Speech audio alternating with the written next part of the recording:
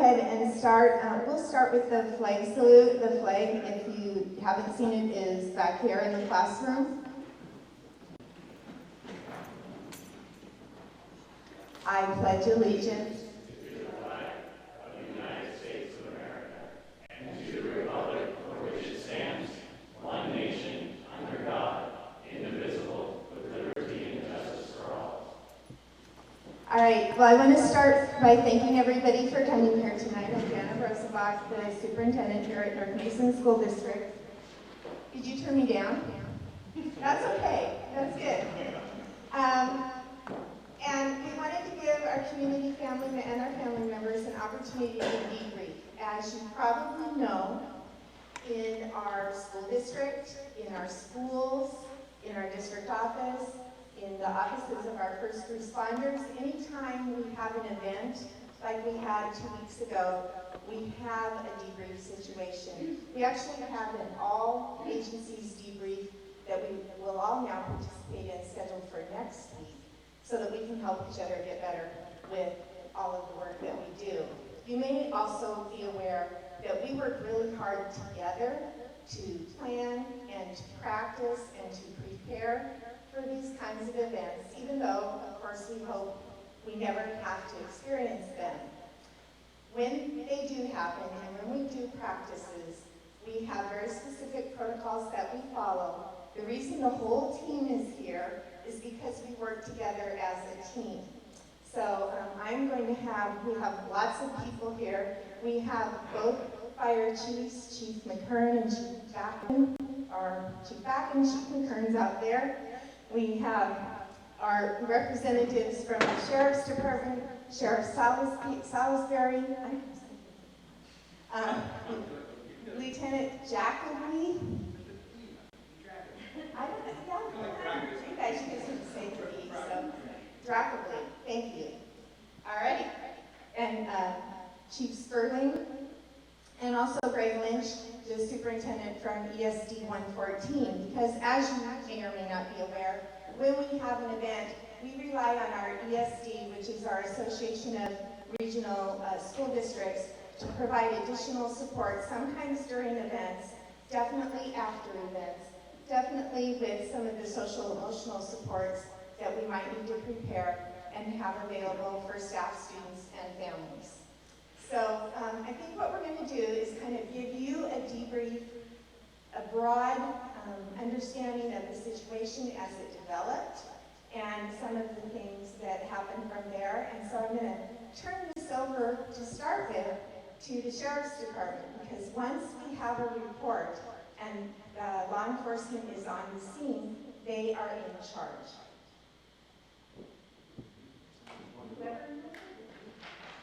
Okay. Well, I brought a few things from notes from last week I just wanted to bring up first. Perhaps most important out of this is that everything worked out well, but I think that oftentimes people aren't recognized as should be. So first of all, I want you to understand that for the last 11 years, we've worked very, very closely with all the neighboring agencies. We actually meet once a month for a breakfast and go over things with these agencies. But I need you to understand it wasn't just our office. So I want to make sure that credit is given to those agencies. There were 115 responding police officers from 15 different agencies. Some of these might surprise you and some won't. Kitsap County Sheriff's Office sent a group down.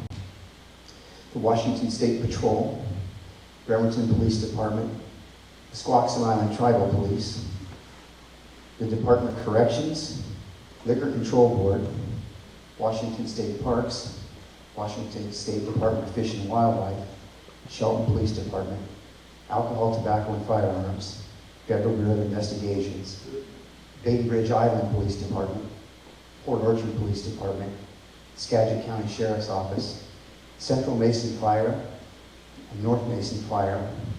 And also involved in this was the Washington State Department of Transportation, although not on the scene, got involved with us during the traffic things down in Belfair. So I wanted to thank them first for joining us. Next, I won't pull them all. Won't pull them all out. These are really meaningful, and for those of you who don't see them, These were thank you notes from the kids that were sent to our office. We have a whole bunch of them in the north end too. And really that's why we do this. And that's greatly appreciated to see those thank you cards and letters and things. And the kids tell you how scared they were at the time. And then thanking you for being there. It was very nice of them. The last person, and I don't really know who it is when I'm talking about, so I'm kind of looking at Dan if I go out a little bit far. There's information that we teach, statewide information, the run, hide, fight information that we teach for safety for schools now. We always wonder sometimes how much of that information gets to where it's supposed to be. After this event that day, a few of us had to be here for an evening meeting like this, and we went downtown to a restaurant and walked in, and one mom came up in tears and said, thank you, my daughter was in that building, and a bunch of people in the restaurant came up and thanked us for that. But the young lady in there described for us, I had to stop her and say, wait till I get the other guys over here, described for us what their classroom did in preparation for this. And the very information that we worked on a number of years ago to get to, whoever Mr. or Mrs. Collins is, I don't know if it's a Mrs. Collins. Mrs. Collins has it together. Her class had it together. And I'm not going to tell you about all the tactics, and probably the kids won't either. But what they were taught, they knew what they were doing. I was very, very proud to know that the information got from this level down to the level where it needed to be. And those kids in that classroom, they took control along with their teacher. They did a great job. Also stepping back so you understand some history behind this. For many, many years, I've asked all the school districts in Mason County to be like the school districts in many other counties in the state of Washington, and all have the same type of response plan. Mason County schools all have different types of response plans and protocols. And about a year and a half ago, we started working first with ESD 114 when Dana came in and Superintendent Lynch, and having these meetings and putting together these response plans. We've done some training for teachers and law enforcement on this week-long training class. And we've had a number of incidences that have come up, and every piece of that has paid off. So I think Dana, coming down as one of the superintendents, said, yeah, I'll get on board with you to kind of do in all the rest of the school districts in Mason County so that we're responding the same way, the same protocols. And it's very important for law enforcement and for our first responders. With that, as far as the incident, I'm going to turn it over to Jason in just a moment. Yes, Jason is our North End lieutenant, and he was the on-scene command. We were all in a staff meeting at the time this came out. As soon as everybody's text hit and something going on, we were made aware of the circumstances. No different than the parents that were at the end. When we get a call like this, everybody says, well, what are you upset? What are you this? We do what we're trained to do. And every single one of these circumstances is taken as it's the real thing. We didn't know until we get here. We don't know when we're on scene for a while and until what we've got. So every one of these things is live action for us and moving in. That's why so many agencies responded. The last thing that I will kind of throw out there for you that becomes difficult for the school district and difficult for me and some of the other people. Oftentimes I get people that start lighting up my phone lines and they demand to know what's going on because they're whoever they are in the community and they know something. And when you start calling on my phone, and I've got the director of the FBI out of Seattle saying, hey, can I send this? Or I've got Washington State Patrol calling saying, do you need these units and these things? I'd rather be talking to them to make sure the kids are safe than to have people calling me wanting to know something about their kids or calling the school district. We have to assume that everybody there is doing their job. And that allows us to get the right resources in the right places. So be patient with that. I know that when the phone calls come in, everybody thinks that I should be calling you right back. My first call is back to those responding agencies and getting the command post so we get our kids taken care of and safe. The rest of you that were down there, I'm sorry it took a while. One of the complaints that came up, and just so you know, there's small things that maybe you don't see that we look at, is, why did it take so long? Well, I give you one thing that I picked up on right away as we started to get ready to bring kids out and go back to reunification. One of the captains from the patrol said, is there anything you need us to do? And I said, yes, could you have those troopers stay? And he's like, okay. Well, one of the issues for us is that we're and this is just one small thing, it takes a little while longer. We had to have female law enforcement personnel as we go through and pat people down. Well, when you only have 4 female officers on scene, you've got a few hundred kids to go through, it takes a little bit longer. So those are the kind of things that we can't necessarily change. It takes a little bit longer, but we want to make sure that everything is done with the right protocols and done correctly. So thank you to all those agencies, and I'll let Jason talk about the incident scene and what happened there. Thanks. My name's Jason, new lieutenant up here. Was on for 2 weeks up here, and I got handed this. It was an eye-opener for me. So what happened was we're in a command staff meeting, and one of our staff comes in, and she's ghostly white, and she just looks at us and says, "You've got a shooting, an active shooter at Hawkins." And needless to say, I go running out and start heading up here. Made a request for assistance from State Patrol in Kitsap County. We already had all of our assets responding. Fortunately, we had a training day all set for our SWAT team. They were just checking in service. Matter of fact, I think a couple of them were already up here on an unrelated issue. I'll get to that in a minute. We end up getting up here, and a couple of our deputies were already up here and inside of Hawkins trying to search it, trying to find it. We were having a whole lot of communication problems between them and dispatch and the responding units. We've discovered an issue with what we believe the structure of the school versus our radio systems. Our radio systems are old, and the signal's not getting out strong enough to hit what's called our repeaters so that we can get communications back and forth. Side issue, we're working with MACECOM on that, and the school's working with us on that. So we're hopefully going to get that resolved in a short time. How this came about.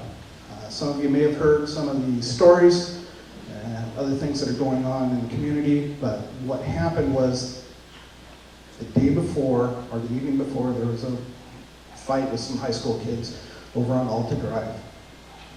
Our swing shift responded to that. They did what they could with the investigation. Some of the kids had already left, so follow-up needed to be done. One of our day shift deputies ends up coming up here the morning of the incident to contact some of those witnesses. So he's up here working on that investigation. During that time frame, a call comes into the school from an adult parent who says something to the effect of, there's a student who may or may not have a gun. I don't know the specific wording, but it was very softly put. That information got transferred over to another administrator who came and got our deputy that was on scene, school security. Our deputy then called and dispatch, reported it, and two of the SWAT team members who were coming in service, who were nearby, came up here to assist them. They had to locate the student that was involved, and they went in, took him out of the classroom, cuffed him up right there, I believe, detained him. Because they don't know for a fact if he does or doesn't have a gun, but they want to make sure that they're controlling him right away. What we later learned is during that time frame with our officers in that classroom, one of the students has his phone out, and he's apparently live streaming this over the internet. We don't know which feed he's using, but he's live streaming it. Within a few minutes,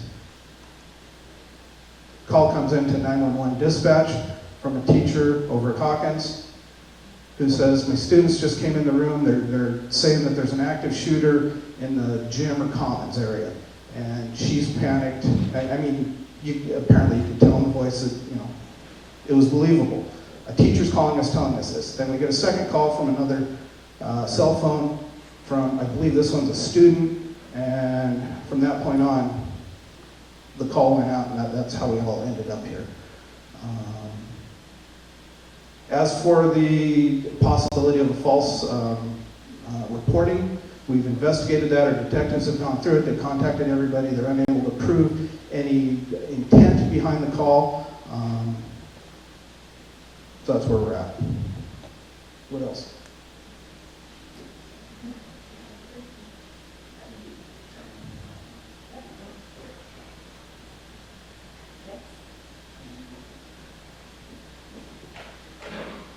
Good evening, my name is Ryan Sperling. I took the PIO position. I have been the North Precinct Chief for quite a while. I've just been moved to the investigative division. So when I came, I knew Jason was going to be in charge of it, so I took the PIO role. I was the one that put out the tweets. that said, this is what we're responding to, and these are the reunification places. We had already, the superintendent and the fire districts, we've already sat down many times on a tabletop and said, if we ever have an emergency, here's where we'll send the kids that are from north of the school, here's where we'll send the kids from south of the school. And one of the things that we found is that the Thaler Center is not a good place to send it. That's a lesson learned, because it jammed everything up. We're going to have to try to find another location, whether it be the state park, Sand Hill, or the airport. But we will come up with an agreement that works better for everybody on where we have a reunification for the north end, the people that live on the north side. It's interesting when you have one school that's on one road. I mean, you got a state route that comes in and out. There's really not a lot of other access points except for 302, and that makes it pretty difficult. But in an event like this, for what we have in the community, you need to go to our social media sites. We're going to be the ones that are taking care of media and informing parents. And that's kind of the agreement that we've had, because the school district is dealing with other things and they don't have a dedicated PIO or public information officer. So it's easier, since we're already doing it, that instead of going to them, you just go towards us until the emergency part is done. Once the emergency part is done and the school is secured, now there were 3 different levels of searches. I don't know if you're familiar with it, but our officers are going to go in because we're trained, and we know that because of all the school shootings that have crossed or happened across the United States and other locations, that they don't last a long time usually. Typically they last 5 to 10 minutes, and then there's an end to it. Either I won't get into details, but that's just the way it works. So we know that it has to be a quick response. Our officers that were here at the high school ran across the parking lot and made entry without backup. There was just a couple of them, because that's what they're trained to do, is to stop threat. We know that if there's an active shooter, they're going to do most of their killing or shooting within the first few minutes. So that's the initial search, is getting in there and trying to clear the rooms. Then we get the SWAT teams in, we do secondary search, and we check all the nooks and crannies. Then we send in the bomb dogs. And the State Patrol had multiple bomb dogs. One thing you need to know about them is they can only work for a half an hour at a time, because they're so amped up they have to actually be rested or they can't be effective. So they rotate the bomb dogs. So that's why the searches take so long, and then we bring the kids out. We actually have to make sure that they don't have any weapons on them, and then we bring them to a reunification. So it is a long process, but it actually went fairly quick. We were just so blessed that nobody was hurt in this situation. That was the best part of it. And it turned out for us to be a very good opportunity for us to see how prepared we are. And we've learned some valuable things. One of the things that we did do, and the superintendent was fantastic, we had the sheriff, the superintendent, myself, was it DEA and FBI, we had Captain Hicks, and we had the State Patrol, and we took all the media down to the North Precinct, and we did a press conference right there. So they had everybody they wanted to ask questions to right there to try to keep them away from up here. You probably saw the helicopters flying over, but other than that, the media didn't come up and inundate, because that'll jam medical units that need to come in, or law enforcement units that need to come in. And just to reiterate what the sheriff said, there were 2 Skagit County deputies that were here. Skagit County's a little ways away. How did we end up with 2 Skagit County deputies? Well, this is how we in law enforcement deal with this. These 2 deputies were involved with the Cascade Mall shooting. You remember that one? Just a year or so ago. They were going to training in civilian clothes. They heard about it. I don't know how they heard about it, but they heard about it, and they had their vest with them. They figured, we know that they're going to need help with traffic, because that was something that we didn't do well at the Cascade Mall. So they were the ones actually directing traffic with sheriff vests on. When I passed them, I'm thinking, are these volunteers? I don't even recognize them. But they're Skagit County deputies that come in to try to help. So that was where we were at in the PIO part. Perfect. Well, we at North Mason got a chance to North Mason Fire. One thing, actually, I don't know if you said it earlier, Casey, but if you did, I just want to re-acknowledge the staff in the school district. Did an outstanding job. both at the Bella Center and up here.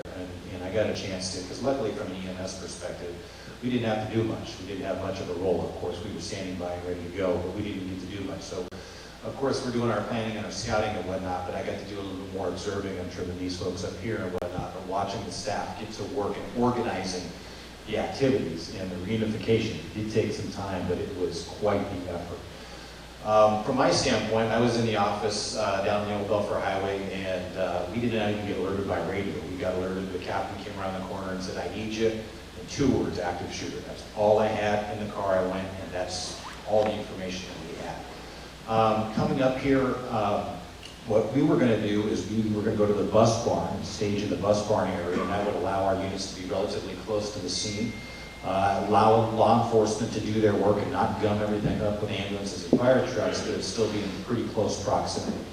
We notified our dispatch center, that's what we've been doing, and the dispatch center came back and said, "Wait a minute, law enforcement setting up a perimeter that's going to exceed that. We don't, at this time, they don't even want you that close." And so we actually came back and pulled back, and as far as the north end units, which we were taking care of at North Mason, Central Mason was taking care of the south side, we pulled over at PUD. And one of the biggest takeaway lessons that I have, that I learned at that instant, was how fast messaging gets out through social media. So, of course, coming from my office and getting up at the high school, we're talking a matter of minutes. And we pulled over and we started to stage units at PUD3, the substation there. And we said, well, wait a minute, if our units shouldn't be driving past the bus barn in the high school, nor should the general public that's whizzing right by us. And so we said, well, if we're not going to take an immediate EMS role, we might as well make ourselves useful and at least take a traffic control role, so we don't have people going up and entering into this perimeter, and also to allow our law enforcement folks to get there as fast as they possibly can. So we took a medic unit and blocked 1 lane, did the same thing on the south side. It was the 3rd car behind us within 30 seconds that was a parent saying, "My kid's up in that school, I'm getting up there, you're not stopping me." And I completely understood where they were coming from.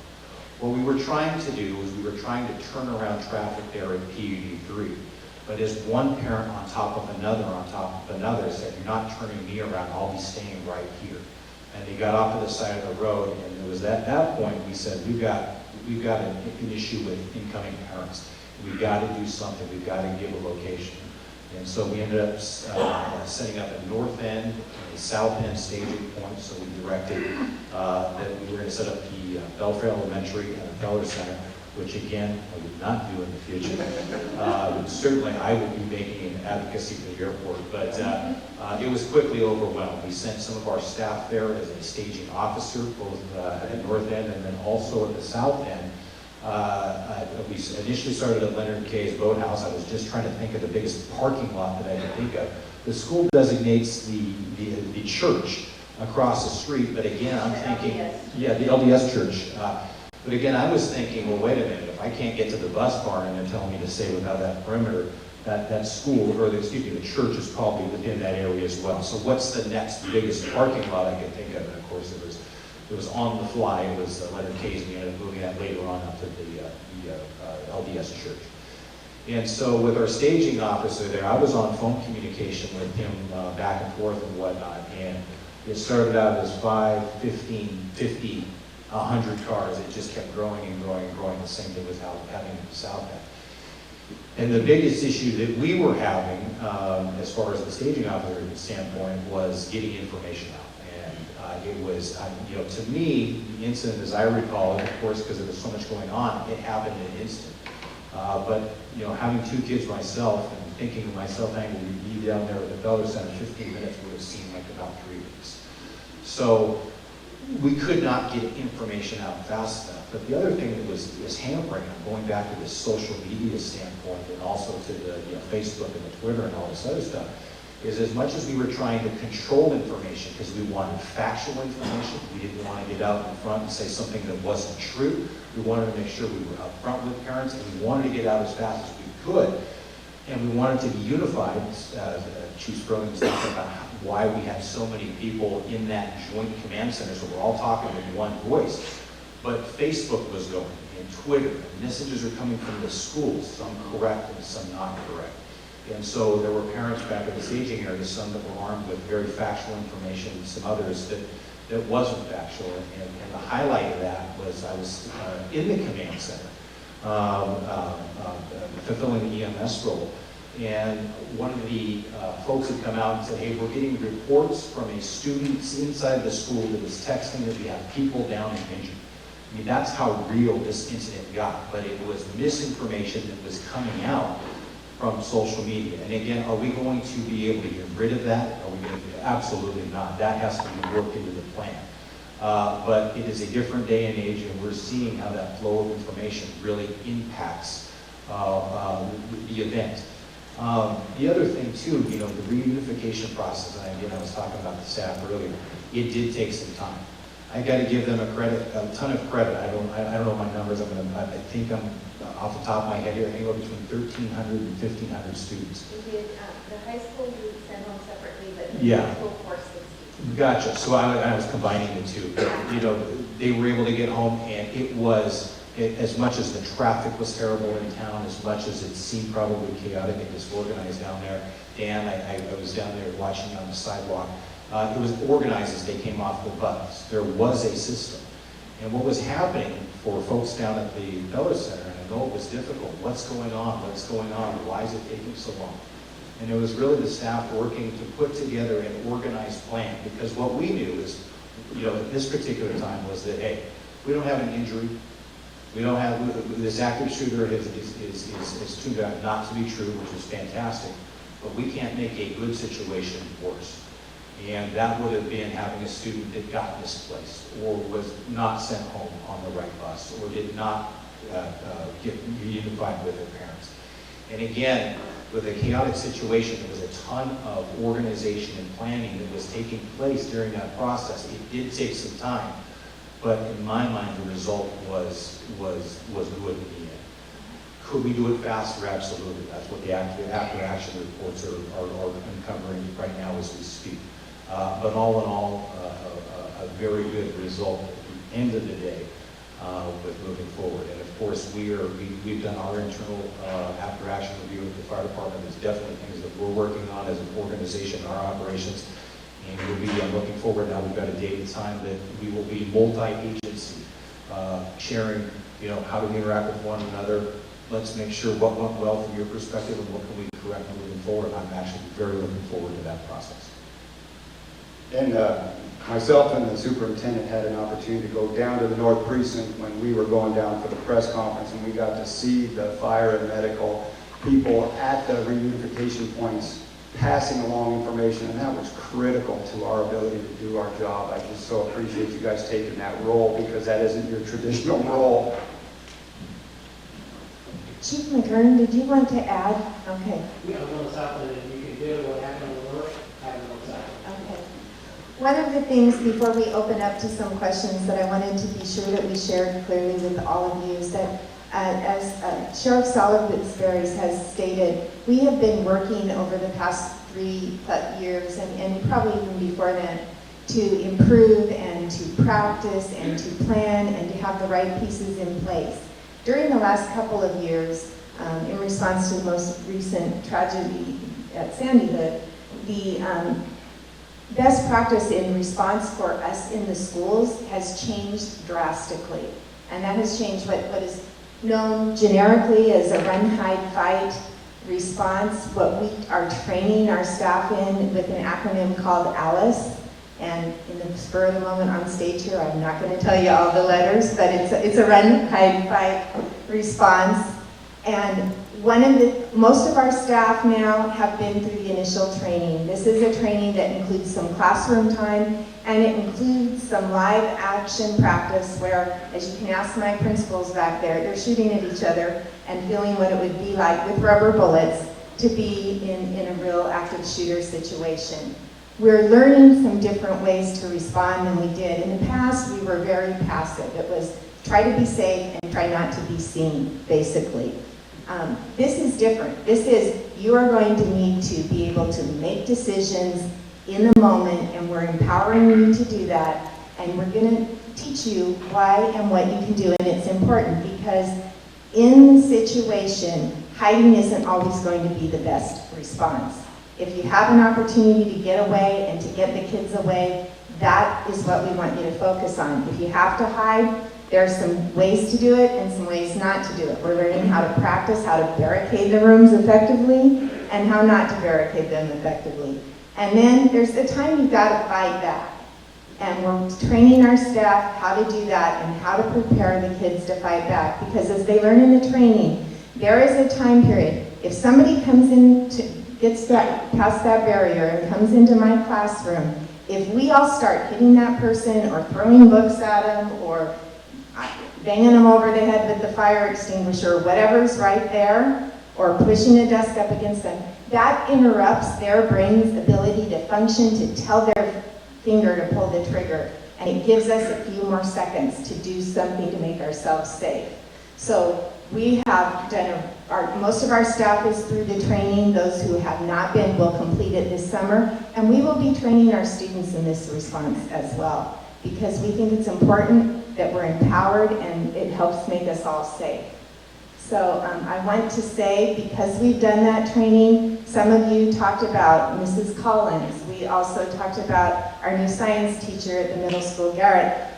They were on top of it. They were using what we asked them to do. They were empowering their students to take control of the situation. We're very proud of that, and teachers of the high school as well, but those two parents told me about repeatedly. And that's why it looks different. And we think that will be better for our kids.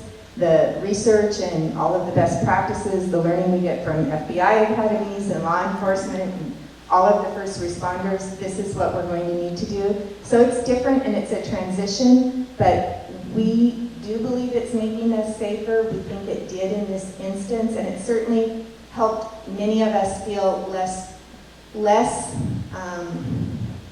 apprehension in the situation. Not less being scared, not less stress over what was happening on, but at least we had something we could do and a little bit of power. What we're going to do at this point is, this is supposed to be a debrief, so we started by giving you some of the information that we've had. There are certainly things that all of our agencies, from the school district to the individual schools to all of these folks and Chief McKern, that we have learned, that we're talking about, that we're changing our plans, that will be different the next time we practice and the next time we have to put that practice into reality. But we're going to give you an opportunity now to give us some feedback, ask some questions. There's a live mic up there by Principal Collins. So if you have some things you'd like to say, go on back and we'll do our best collectively to interact with you about what you would like us to hear.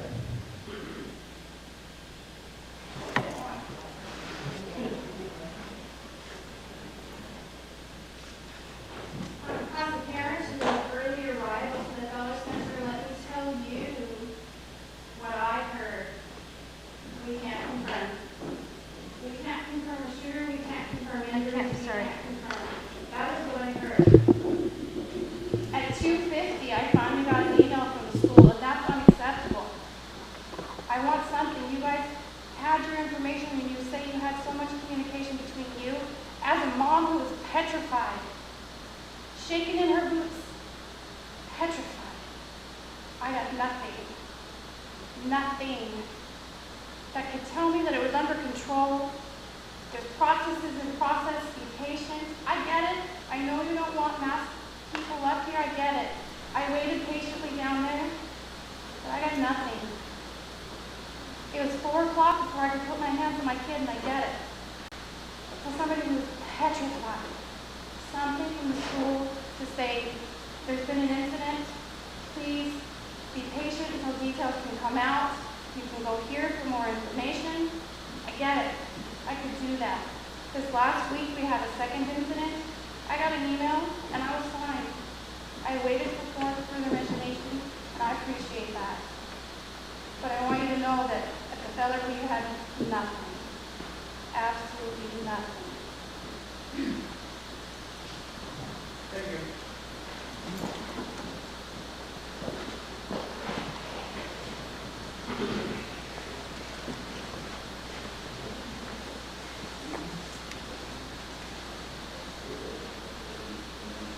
So,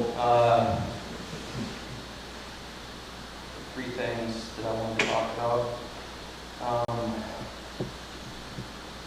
The robocall, I think that if I'm not mistaken, you guys private messaging and you send it out to the families. Is that how that works? How about like button 14 is, hey, we gotta, lock down the school.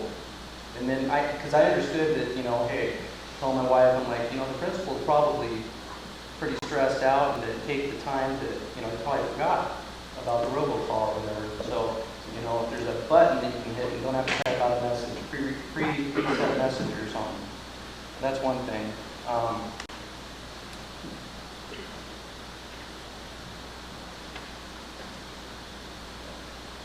My son, one of my three sons that go to high school, when the teacher took the class into lockdown procedures, which is turn off the cell phones,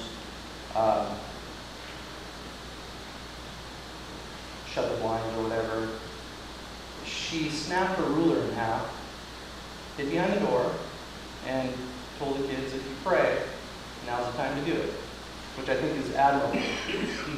But it just chapped my eye to think that the teacher snapped her ruler in half to defend my kid. And it's like, when are we going to realize, as a community, as a nation, that this yellow sign that says no weapons, no drugs, no tobacco, blah, blah, blah, that is not going to stop a criminal from coming in here and bringing harm here.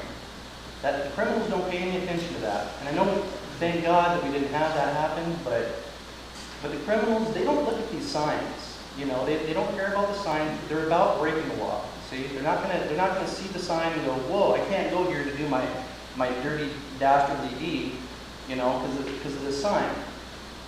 I'm thinking, if you took, for our school size, I don't know how many teachers, but strategically placed teachers, kind of like air marshals, trained to the T with tax money to handle a firearm, have it on their person, not in their purse. They're always aware of where that firearm is with students and stuff, and they're always keeping it clear, in classes and stuff. If you had those people that were trained, then we wouldn't have, number one, you don't have a soft target no more. Okay? The school's not a soft target for these criminals to come and do their crime. See? Because they know they're going to get met with the same response. They're going to get met fire with fire. And these guys don't have to worry about getting, worry about getting there, but they don't have to completely rely on nothing when they come on the scene. Snapping a ruler in half? Are you kidding me? That was my big one. And it's been driving me crazy for a couple of years.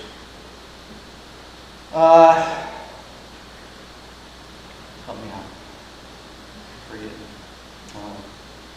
Thank you, Carl, for being patient with me that day. The response was incredible. When I seen like 30 friggin' Bremerton cop cars go by, I'm keeping my wife calm, and then tears started coming out of my eyes when I saw that. I'm like, this is really happening,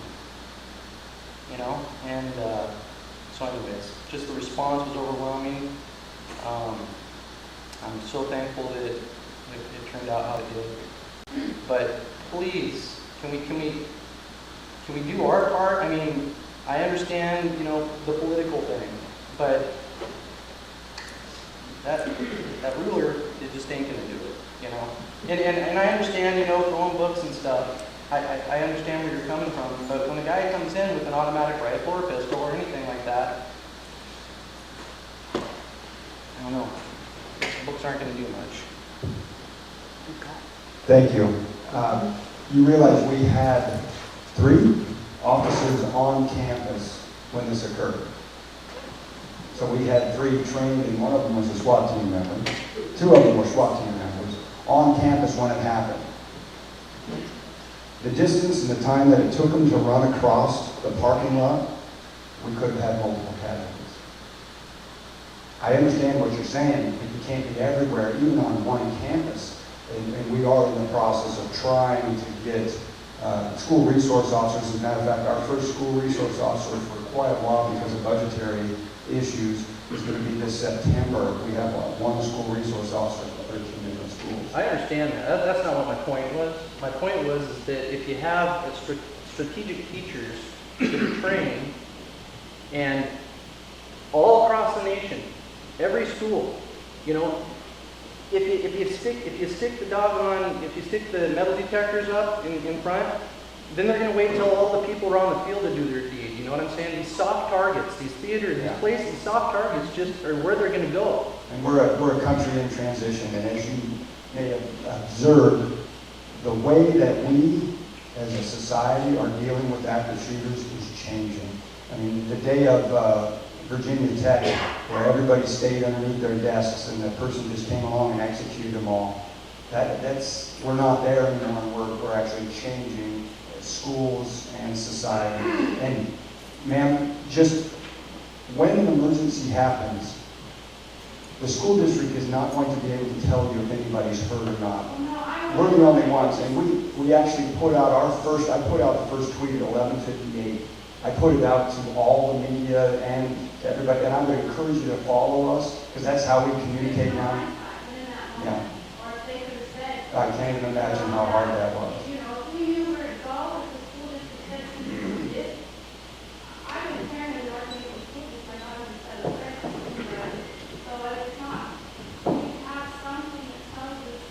You're right, and we have transitioned to also using the tweet and Facebook, but we need to do a better job of informing parents that that is where you'll find the information.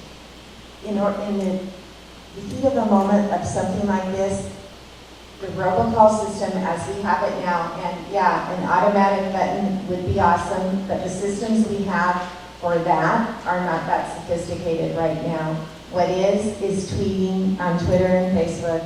And what we are doing is coordinating those messages based with the Sheriff's Department. So we're sending out what they're sending out.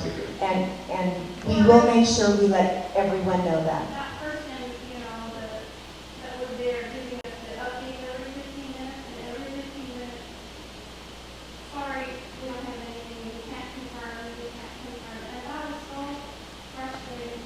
And when all you hear is you can't confirm, and your child is on the second laptop, I'll say, I was bothered, waiting for my kid. She's shooting it off. And all they could do is they kept confirming, what if they couldn't confirm that that was my kid, you know? And we totally understand that, and everyone out here is a parent.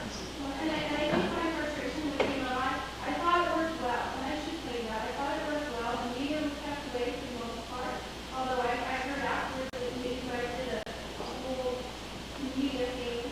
Let them know it was all over before you even told us, and how wrong was that would be for that to do. You know, you should tell us waiting that there was, then the media was invited back. Okay, well, I think there's some misinformation there.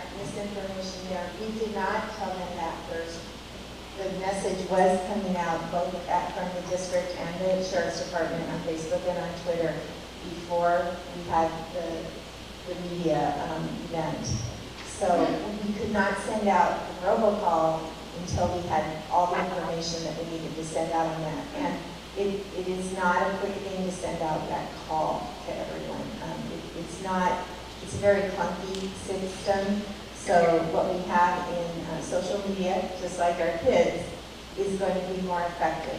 What we need to do is a better job of making sure you know that's where the information is.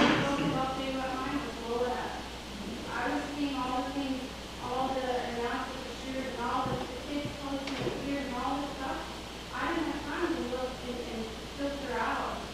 I was relying on the fire department that was there as the person in charge to tell me. So for the future, what we want to publicize very deeply is that there are two places to get your information. Well, four, but two sources. The first source and the best source is Mason County Sheriff's Department on their Facebook and Twitter page. Whatever we post will mirror and correspond with what they post, because once the event starts, they are in charge and they are determining what information is appropriate to share. And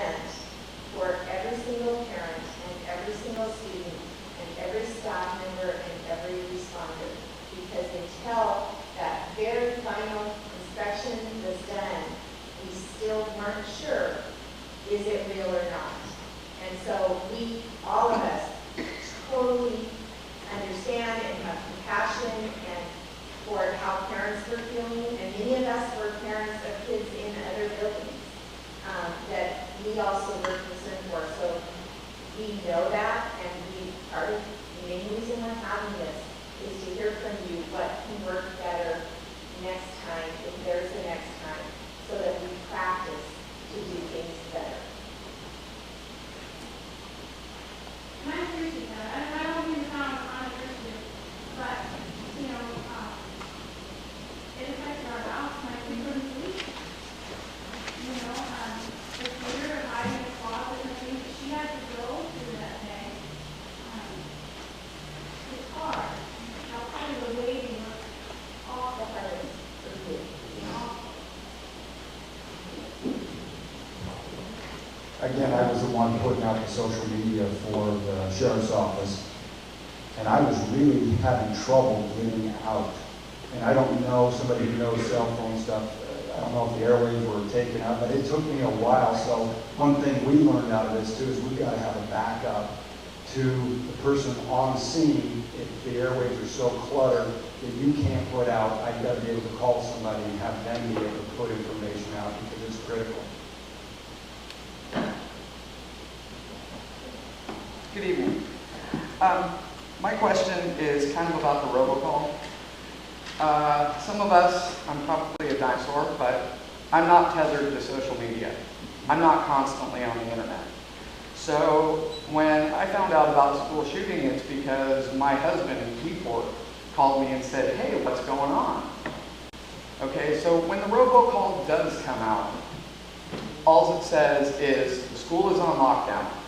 That's basically it. To know that I could have gone to the sheriff's department, to their Facebook page, to get information that way, that would have been a big help. That would have eliminated a lot of, you know, turning to your friends and your neighbors going, hey, what's going on? Some of us were, you know, unaware, and the folks that weren't able to show up tonight, are they aware that that is a resource? So I think if you are going to continue to use the robocall, change it up a bit. Give us a little bit of an answer. Give us a direction to go to find our answers. And if the robocall is really ineffective, then find something else. Another issue that I have with the robocall is, okay, for the first Wednesday active shooter, it was used. But for the second Wednesday active shooter, all I saw was from the district website that says our school is on lockdown. It was never updated, and there was never a robocall. Why? Why the two different formats for essentially the same situation? It wasn't the same situation. The first situation actually had an active shooter called the 911. The Okay. second situation was another child, student that may have possibly had it. But if that, That didn't go back to responding up here with 105 officers, 115 officers, 15 but I'm kind of confused though, because isn't a student with a gun a potential shooter? If we responded that way every time, we probably have to get to school. The school and the law enforcement evaluates each situation.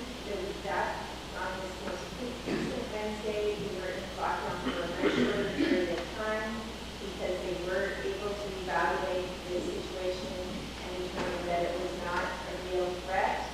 And we did communicate, Denise, yeah, so that it was over. Okay, But we appreciate this, and we can certainly do a better job. That's why we're listening and asking results. okay. My second question is, you stated that that teachers and EMS personnel are trying to all get on the same page as far as a protocol for how to handle active shooters and emergency situations, correct? Throughout the county, all schools have essentially the same protocol for handling this kind of situation. We're moving in that direction. Okay, so if that's true, are there any plans? You guys train an insane amount of hours to be able to do what you do.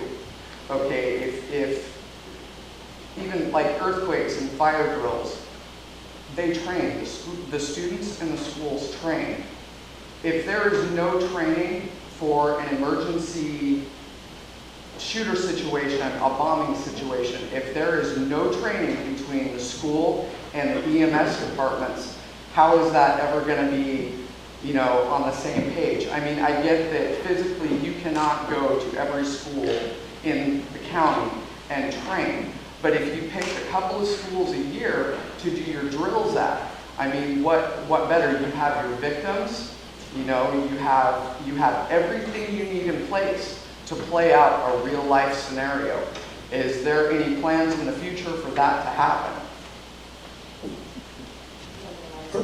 You keep saying EMS, which to me is Bo's end of it. So are you talking about? I'm talking about emergency personnel, fire, Okay. everybody.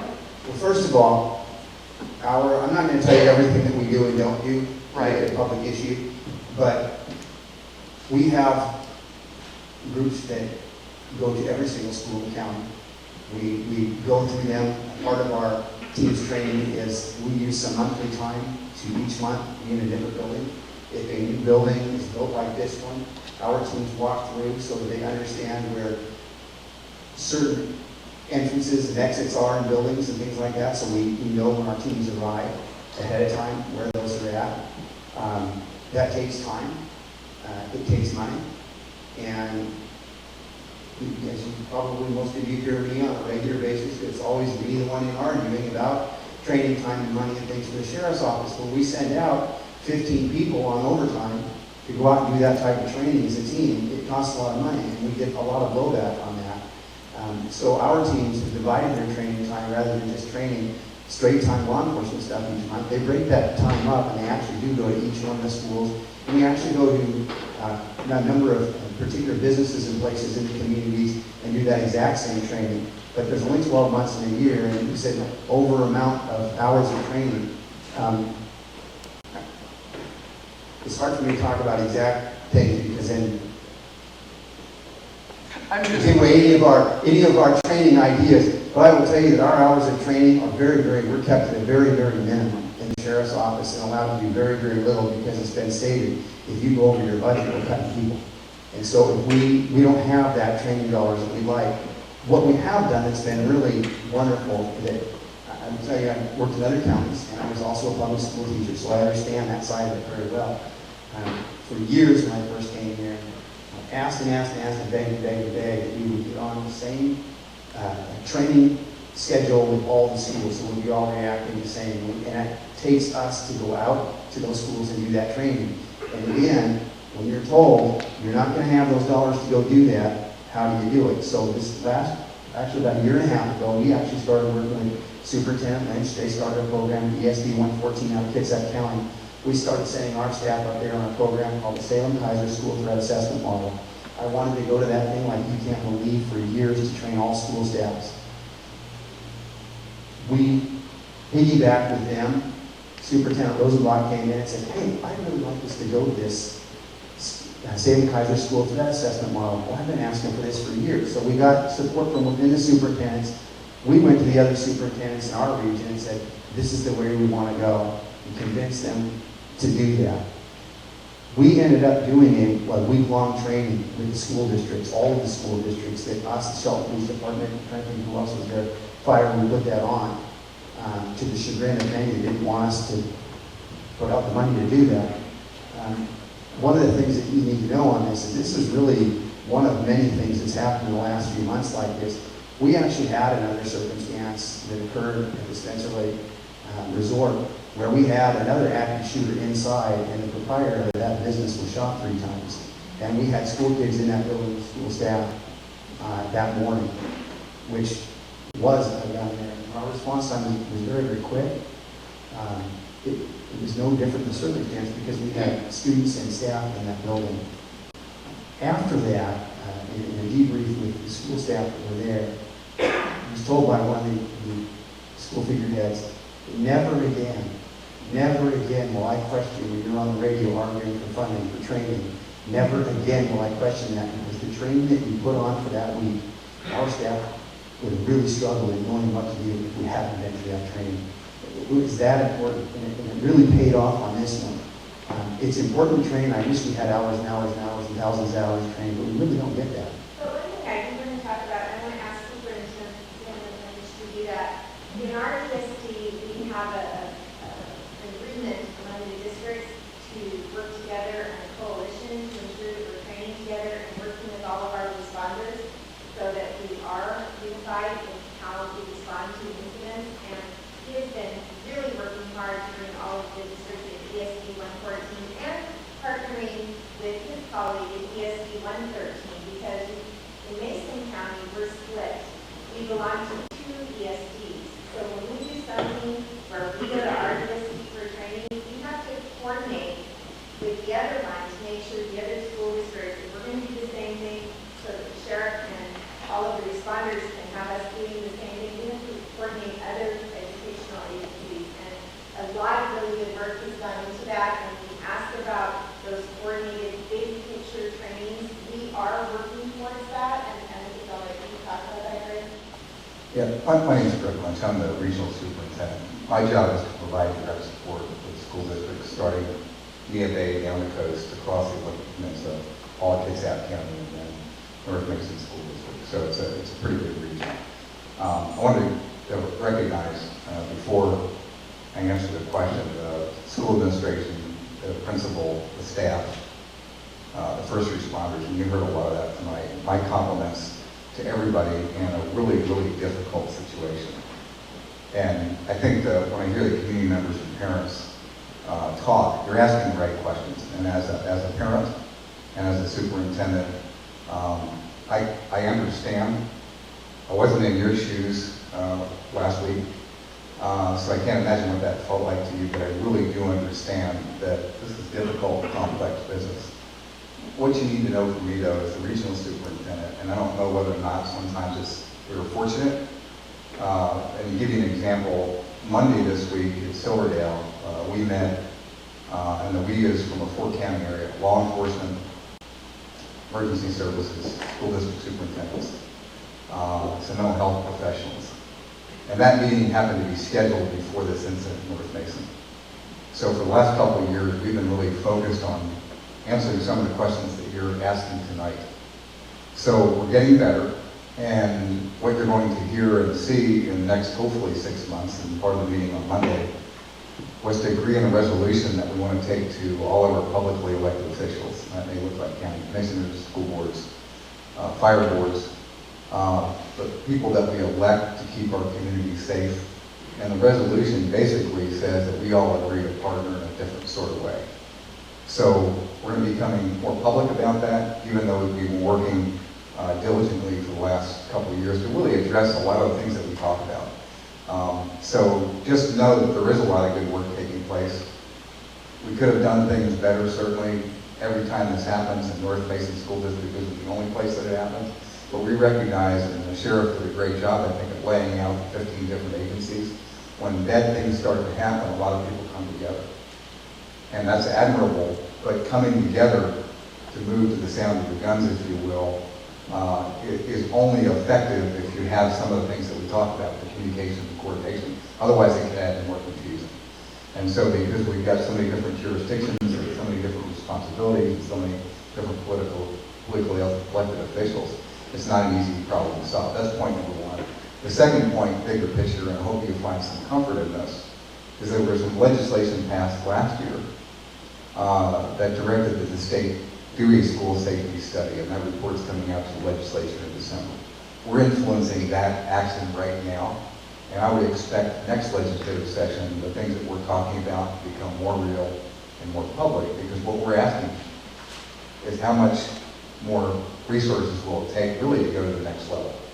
And as you heard, and I agree, we're looking at this a whole lot differently now than we did 5 years ago.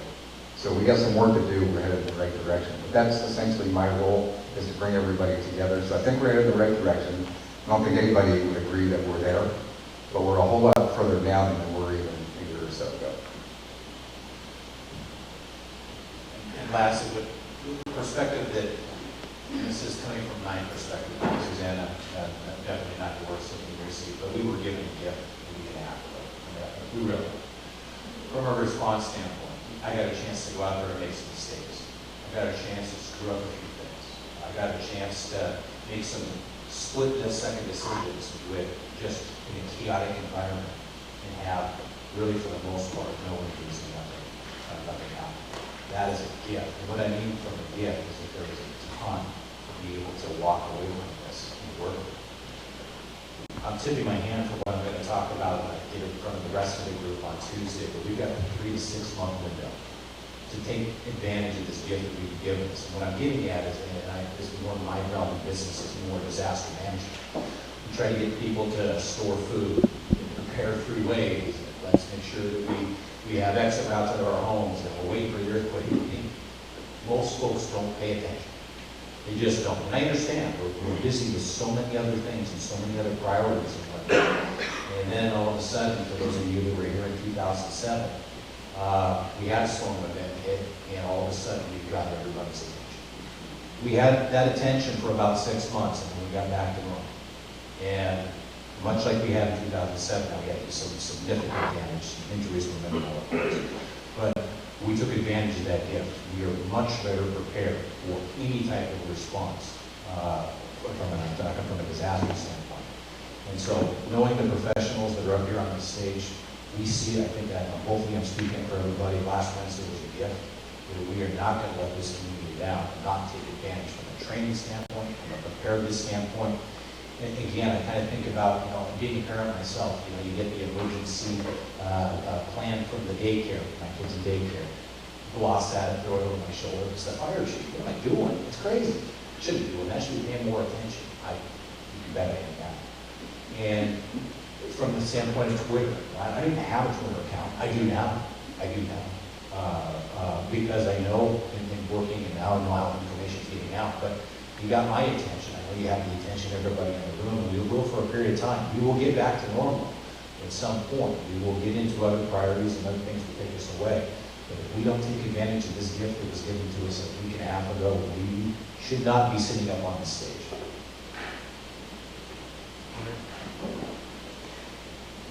Is there I know funding is an issue for everybody, for law enforcement, fire, schools. Is there any kind of agreement that could be come to maybe have an off-duty sheriff's deputy here full-time? Well, if I was going to say something first, and I know the sheriff has a lot to say. We have been talking about this for a long time. As you might have heard the sheriff say at the beginning of our debrief, we finally have a school resource officer for the entire county.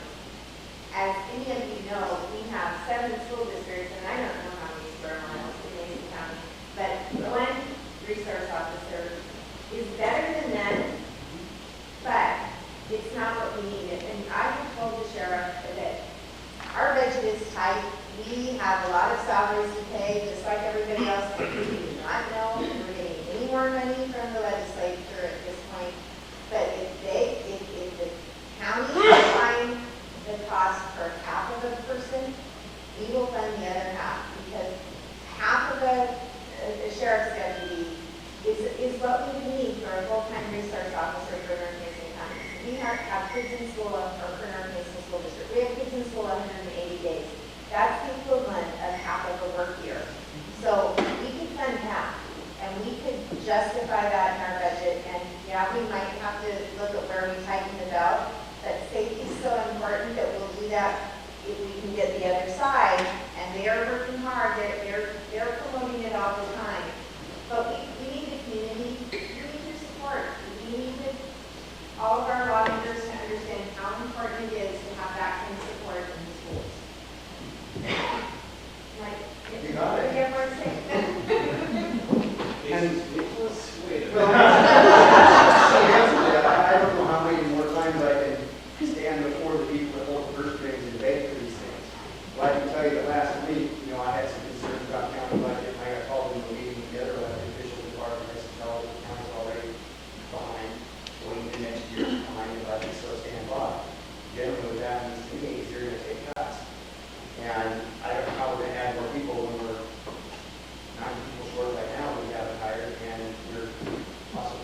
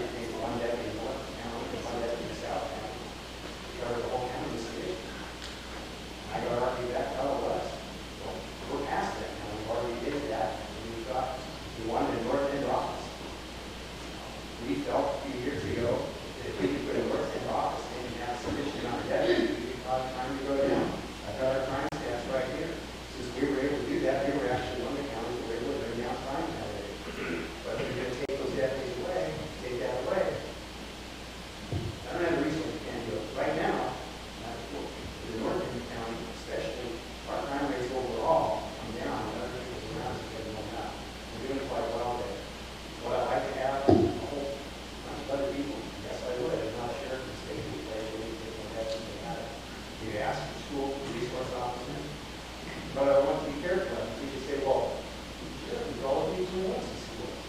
Okay, so there's no need to respond on the street. Yeah, you gotta listen to what's being said. Yes, I would like to have that as a school resource officer in Medina County. Did the program for 9 years. We had a whole bunch of us assigned each school districts and we used that. And lastly, I'd just like to say thanks. Oh, thank you. Thanks for everything, all of you.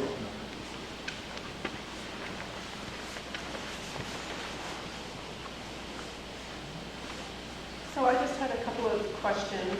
The first one was, how was it determined that it was an active shooter? And how did Cairo 7 News get a hold of that information to put it out there on TV that it was a confirmed active shooter if no one saw a kid with a gun in a cafeteria?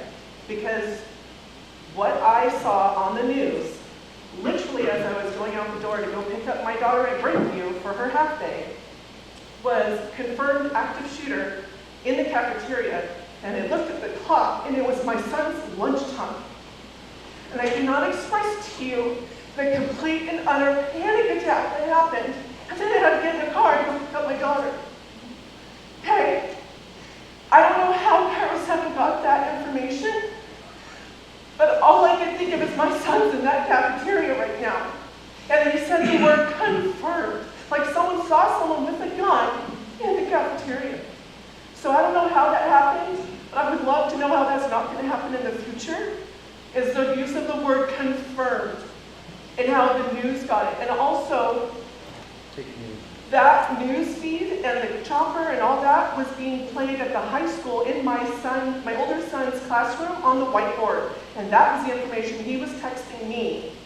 And then I'm getting messages from folks who are watching Cairo 7, from people out in Port Orchard. I'm like, how do you guys know what's going on here? And they told me to turn on Cairo 7, and I did. One thing, I've been the lead PIO for the Sheriff's Office for the last 4 years, and I was a PIO for the State Patrol before that. The media can do what they want. They don't have to answer to anybody but you and us, but they don't have to answer to us what they put out. Usually what it means is they called us and said, are you responding to an active shooter? We said, we've got a report of an active shooter, and they say, oh, we just confirmed it. It's sensational. It gets followers. That's what they do. It was the most awful feeling I've ever had in my life. And I would encourage you to call them.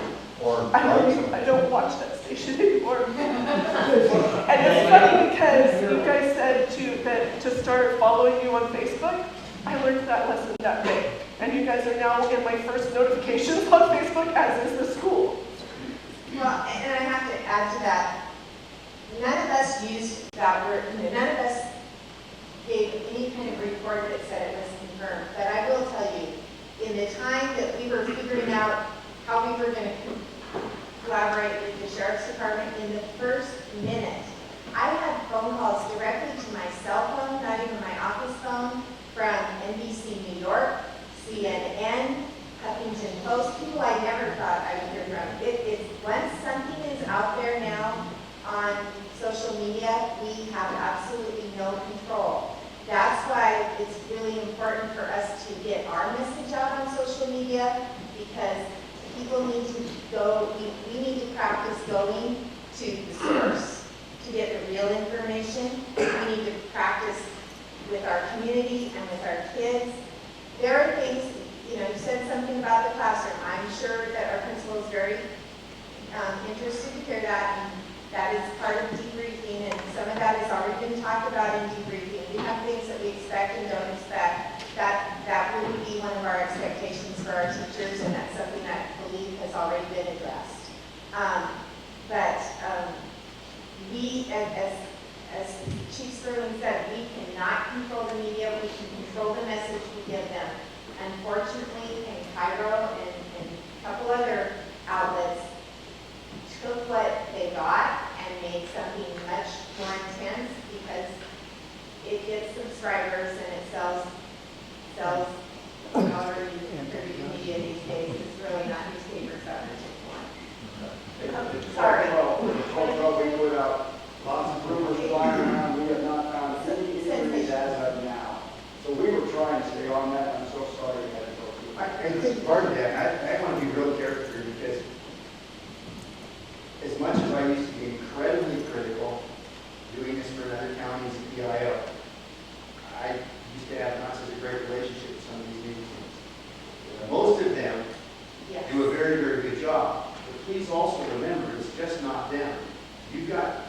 people on this campus texting out things that aren't true.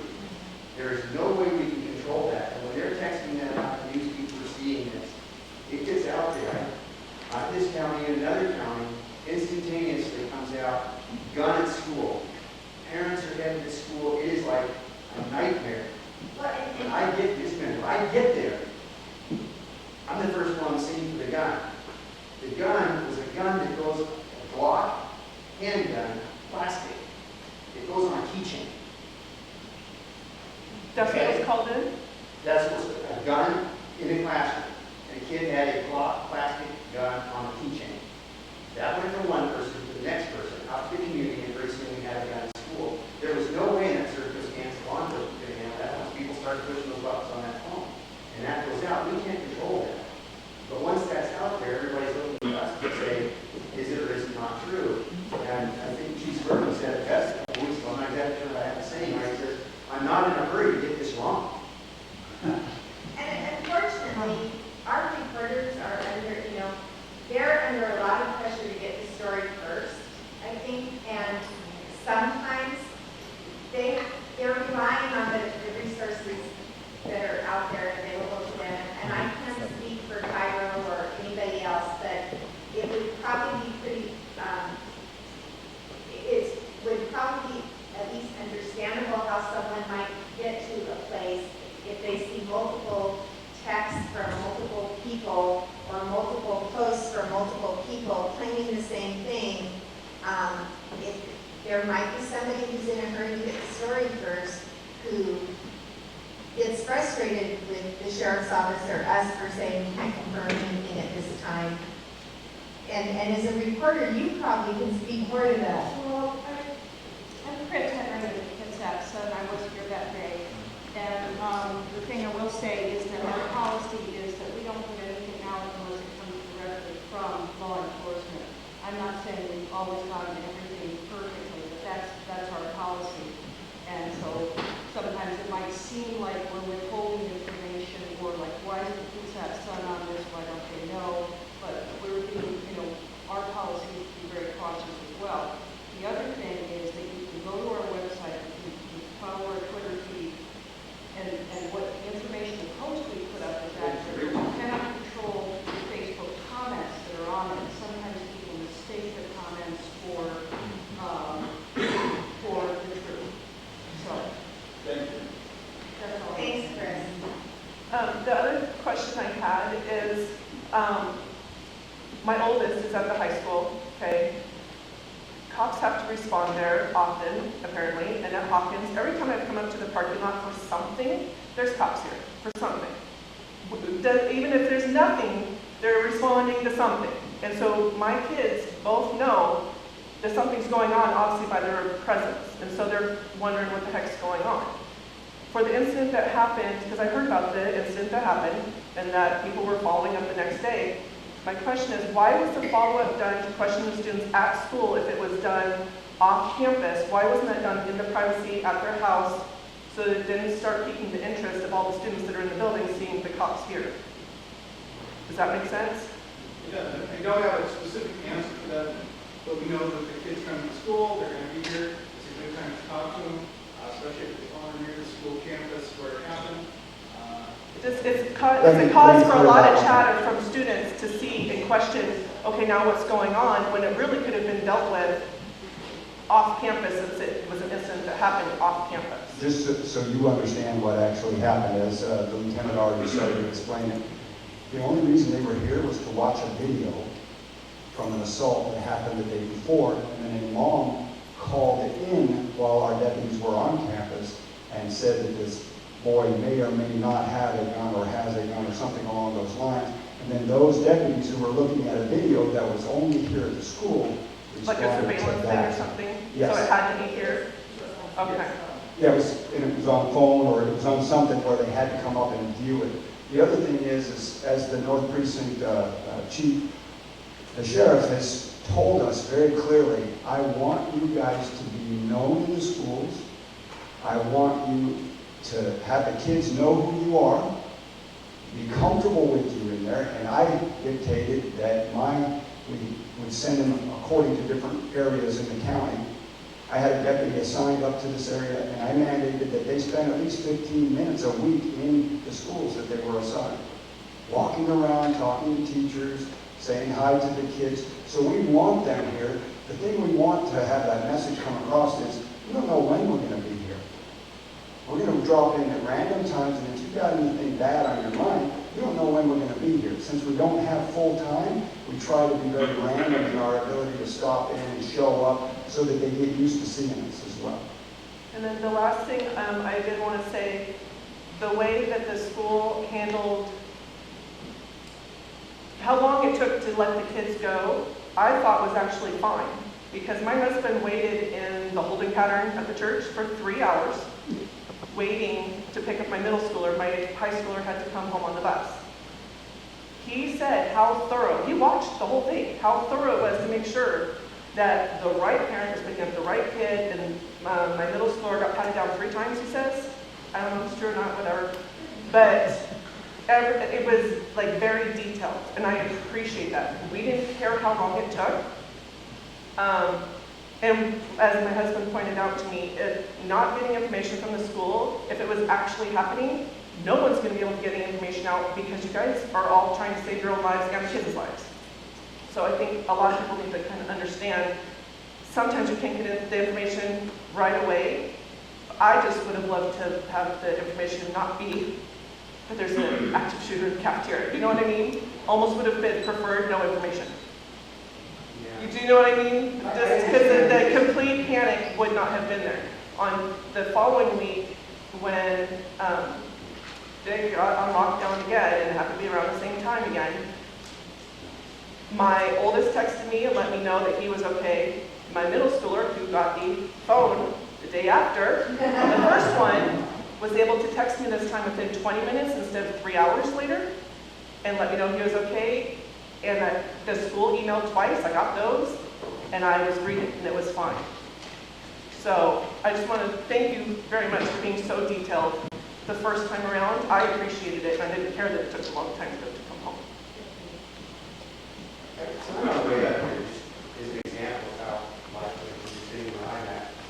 I'm on the way up here tonight, and I get a call from the news team that says, hey, we understand you've got this going on in the county, we're sending you in. Really? I haven't heard of it yet. So I had to call the chief and say, hey, let me know on this, because they sit there and listen to scanners, and they hear one thing, and bam, they're on it. Is it? And sometimes they're calling us before we even have people arrive in the scene, or again, the information's going out. I've had my kids running out of state text me, Dad, I hope you're okay. I hear you guys got a hot one going on right now. I hope all you guys are okay. And then a second later, the call comes up. Because somebody who's been, they knew, near the incident, texted it, went out to every friend or however it does it in the world, and it's already out in the world before the call hits the sheriff's office, even the dispatch.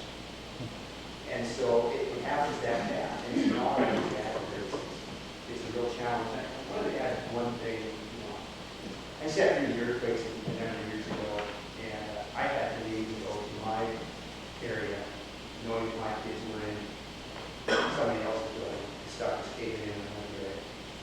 And it's not easier for any one of us. They're heading into a building their own child's in, or they're heading away from a building on another call, knowing I've got to go to this one, and Jason and Ryan are covering my kid for me. My kids are now out of school, and that earthquake thing went on, and it was the same thing at our house. And you have that concern that relates to you for the most part. It's perfect for everybody. The kids do really well, believe it or not. They really do. And after that incident occurred in the earthquake, the teachers did such an amazing job that you're talking to some of the kids, and you're like, oh, so that's why we got to go outside and play softball, or that's why we got to go over here. I mean, half the kids weren't even aware of what they thought they had a great day at school. They were making them do their, their science work. They were moving out of buildings, they were getting them to safe places. And for the most part, we did some great job. In the end, Chief and I didn't do anything out of down. Not my issue. My job was saying, hey, thanks guys, kids. Thanks for hanging in for us. And the number of kids that came up and said thank you. And I'll tell you, I see the same thing you do. I don't know if you got this week or not. I looked at some of the photographs on his phone. And I'll tell you, when the kids came out,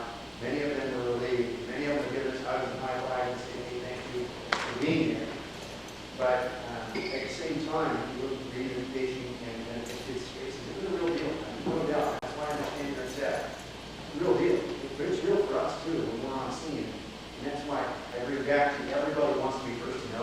We can't possibly make everybody the first one to know. And it does help us when people aren't just calling. It was wonderful to hear from especially the charge we have from calling out Seattle, saying we'll send people where they need. We send our phone people, send our limited people. And why do we get those people on the phone in place and doing all the parents calling? It's a lot better than I have those other tactical teams and those resources. Every sheriff in our region contacted me. There's only 39 sheriffs, so there's very few of us. And by the time I started going to sheriffs outside of our region, were calling saying, "You need my team. Let me know. Just give me a buzz. We're going to send people." I want to add something to that. Back to the finance end. I've oftentimes been criticized on the same thing. Please understand something. A couple of years ago, a year ago, we had an issue in another county. I sent our tactical team to them. And what did I hear? I can't believe you're doing this. You know what this is costing this county? You send these people out for overtime? Well, please understand that we don't build kids that county to come down and if they need us, we're sending our people. Is it going to cost Mason County taxpayers some money? Yes, but people pretty thrilled with the FBI, ATF, kids have county representatives sent people. We're thrilled about that too. So it kind of comes out of the wash, but what I hear about is why do you send people to another county that costs us money? It's because that county needed a tactical team of that that day, so their team can stand out for a while. So it works out for us. But we have a great relationship with all the agencies around us, and we're going to please remember that. So I have a couple of things. One, why is there no discipline? I mean, in the live stream, the video that set this whole thing off. I know personal, I get sick of hearing school policy and all that stuff. My kids get in trouble and they get in trouble. It seems like other people can kind of do things, have 2 schools shut down for an entire day. Last week, again, what's the deal with this? There's obviously an issue with the school. Well, I think there are multiple circumstances and they're different each time. The first incident didn't start with the student live streaming a video. It started with a phone call from a community member. So where we decide who's responsible, everybody had a response to a report. We've been very clear with our kids and we told our families that we're going to do this. If we're in an incident and it's a potential fatality, a potential serious kind of incident like this one, we don't want our teachers to tell our kids that they can't be making contact. We don't want them to be policing the phones at that time. We want them to be making the kids safe. That means kids are going to do some things that maybe we'd rather they didn't. We're going to teach them how to do it right. But this particular incident was not triggered to start with by that video. That video was a part of it, but it started with a phone call from an adult. And so where we go with that, we're going to make sure the kids don't do something that way. And we're going to make sure that people, our kids and our teachers understand how to vet the information they're getting and make sure that they're getting accurate information to act on. But this wouldn't necessarily be a situation where we make that determination. And we rely on our principals and our school staff to look into any concern that we have with a student that might result in discipline. And they're going to talk to kids and a number of kids, to families, whoever they need to talk to, and they're going to make a decision about the best way to respond to any specific situation. So you're telling me that both schools were put on lockdown to come in and get this kid that possibly had a gun? He did not have a gun. I know, I said that possibly had a gun. So Right. both schools were put into lockdown because of the phone call? The high school, yes, went into the lockdown because of the phone call. From there, the other pieces happened. So between the 2 schools, Those principals are making a decision. I'm not going to second guess that decision in this point. Right now, what we're focused on is student safety. Okay, so, and then my other thing to make known, because I sent you an email last week, when my son was told he couldn't play in a soccer game if he went home after a second lockdown in a week. He's in the upstairs classroom trying to decide, okay, if somebody comes to his door, am I going to throw a chair through the window and jump out the window? What am I going to do? You know, the previous week, he had his teacher snap a yardstick in half. He was scared and wanted to go home. He's not skipping school, so you guys need to take your policies in the future for instances like this and set them aside, have compassion for these kids, and let them take a minute and debrief, right? I agree with you, and I believe in that particular instance, that policy was set aside so that your student could play. No, it wasn't. My husband called the school before I sent you that email, and that's when things were changed. Before I even knew that it had changed, I had taken him to a doctor to get a doctor's note so that he could play in this game. He did play in the game. Yeah, after my husband called and told him to have a heart. Well, and I'm glad that your husband did that. And we do have a policy, and the administrator initially was following that policy. So sometimes people need to have those conversations with parents and rethink what they're doing. But the policy about playing time is a policy about playing time. Well, like I said, you guys need to fix your issues that you got going on at this school. You got plenty of them, and you need to show some compassion for these kids. And then the third thing my husband wanted to say was it would have been really simple to have these buses pull into the elementary school where they got those nice little parking spots for buses, let the kids out there, and you could even take a whole busload of kids, walk them across the crosswalk, and meet their parents there. Thank you. I think that was the original idea. That was the original idea. The elementary principal, I was talking to him, and that was the plan. And so to bring the kids to the elementary school with all those big parking spots and all that room, and then all of a sudden it got changed to the Feller. Yeah, we were like, why? I didn't really understand that. Yes, I want to say that I appreciate you guys being up here and taking fire and answering questions. My biggest problem about the whole situation, I'm not on the internet. I don't do much of that stuff. Nor does my wife. She's in an environment, she can't have a phone. I'm in the same position. We're all here for our kids and our families. And I think communication is the biggest thing. We never got no letter. I'm not on Facebook. I'm not hooked up to Twitter. The red button, whatever, I don't have it. First time I thought, well, I'll let you guys do what you gotta do. You know, I heard about it. It was like, I got trust in you guys can handle this. Recently, another incident happened, and I was like, you know what? I gotta find out something about this. So we asked our son. We could have called, sure, but we asked our son and said, hey, can you, and part of this is growth for our kids, to take on some little bit of responsibility too. He came back and said, you guys are having it today. That's all I'll just a posting on your website about this that will happen. But I don't have anything, no one called, no one sent a letter, I don't have nothing. You'll send a letter to my son, to us, for missing a day of school because my wife let him. 3 days after. But I figured I'd give you guys some time to get your stuff together because this is new for everybody. But we won't have that. Are you on our call list? I don't know.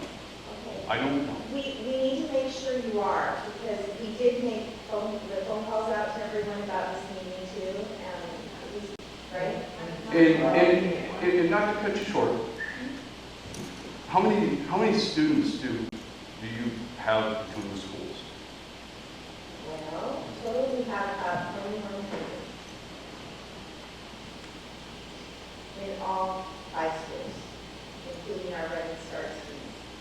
folks do this once a month anyways, or every other, I mean, this meeting like this, is this a rarity because of this event? I don't see a whole lot of parents here. Something's falling short. Well, appreciate that. You guys did put it in the school emails. There's a notification in there. There wasn't a logo call about it. So they did get it out there, but parents need to sign up to get those on the email list and on the call list. Because I get emails almost daily from Hawkins and that it's in the newsroom. Yes, sir.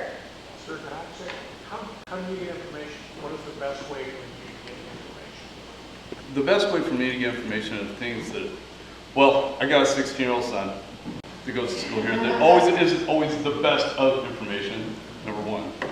But the best way is to leave a voicemail on a phone or mail. It's usually the best information for myself. I'm still pretty old school.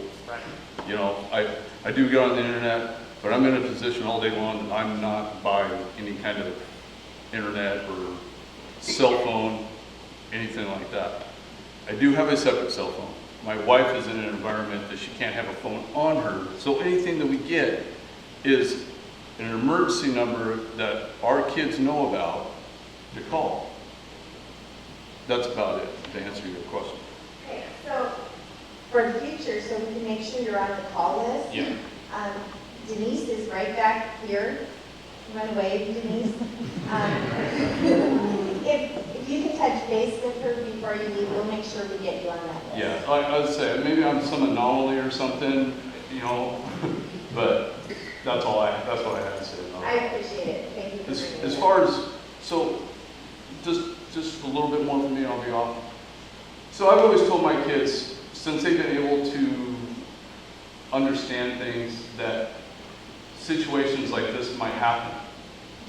Someone that's out of character, you know, find an escape route, somewhere to get away.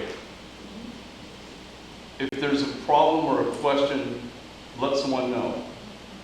So I've always tried to tell my kids that, and I hope that they reacted properly. I mean, my son got a hold of my wife through a buddy's phone and said, "Hey Mom, I'm okay, just in case you might know, we're all good." So good for him. I think when kids are in school, just like when I'm at work, everybody takes a phone and puts it away. They're here to learn, be taught. That's what this environment's about. You know, it's good and bad, right? You know, but they do have cell phone scanners. I understand your resources are limited as far as people coming in. It's great that you guys come in from time to time, make your presence, say hi to the kids, make friends, just let yourself be known. They do have, this is a new school. There's two more new schools being built. So I hope that you guys all get together. There's drills at some point, instead of talking about it, and getting together and working on those and improving those, and that would be awesome. But I think the biggest thing for me, I know you guys had your hands full. I appreciate all that you did. Just better communication. Thank you. I would just like to say too that I actually have not had internet service until my daughter went to high school. I am on the call list, and there must be something wrong with the system because I received no phone call about tonight's meeting. I really do. So again, every once in a while, people get dropped from the list. Okay. It's not perfect, unfortunately. And all we can do at that point is, again, say check with Denise, and we'll make sure we get you updated. Yes, Hi, my name's Vivian. I think this was an after-action kind of thing. We should go over like the pros and the cons. So I'd like to say thank you for everybody who showed up and kept our kids safe and what you thought was a real incident. So I do appreciate that. I think maybe if we had some designated staff, either if they're not involved in the incident, just like in the sheriff's department, that were to put out information to the parents. I think that that would assist in the future. I also think if you guys are training your staff and the students, it would also be great to train the parents. Because I know my daughter has a cell phone. I said, "Are you safe?" She said, "Yes, I am." I said, "Okay, stay safe. I love you. Do what they ask you to do." So, all the other parents got their kids very excited. And so she goes, "Mom, there's a lot of kids crying and they're freaking out." And I think as parents, it's our job to make sure our kids stay smart and they stay safe. So as parents, I think we need maybe some training too. If I may just really quick, that is really a good point about training for parents. And part of our planning for training our students is we're going to have to tell you what we're training them in first. So be looking for that. Okay. Well, thank you. Are you guys going to post the action report that you guys are going to put together so that we can see it and read it, know what you guys talked about, what the decisions were made, and how policy is going to be affected, both for the sheriff's department and with the school? We won't post ours, no. You don't post? I'm not exactly sure which part of that you're asking for, but. So, from this. The next shooter to know what our tactics are. No, I don't want to know tactics. I would like to know what you guys have. Is it changing how you guys are handling things? Is it changing how you're going to be affecting things? I mean, I don't need the secret sauce. I just need to know that you're changing the secret sauce. I'll tell you a little bit about that sauce recipe. One of the things that we're going to do is we have been transitioning and making changes in how and when we communicate and who's in charge. We obviously need to tell you more about how that's going to work. So we'll be doing that. Another thing that we will be able to tell you that will come out of the after action, and you heard a little bit about that from Chief Bakken and other folks up here, is we're not happy with where we go for parents to pick kids up, actually at both ends. So we are going to be looking at unification sites that are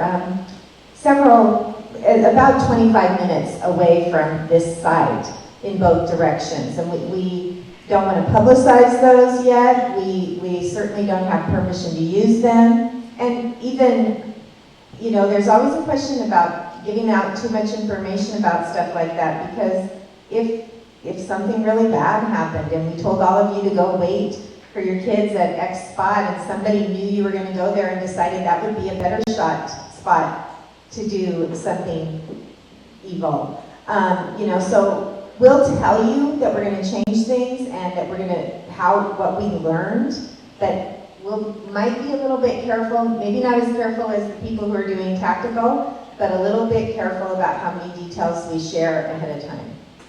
Also, I know that there's a lot of kids that have some anxiety about the whole shooting incident, an active shooter. If you guys are going to do drills and practice, can we maybe know in advance, maybe not the specific time or the specific day, but maybe the specific week, so that we can prepare our kids to not be upset and be anxious about the training and the practice scenarios?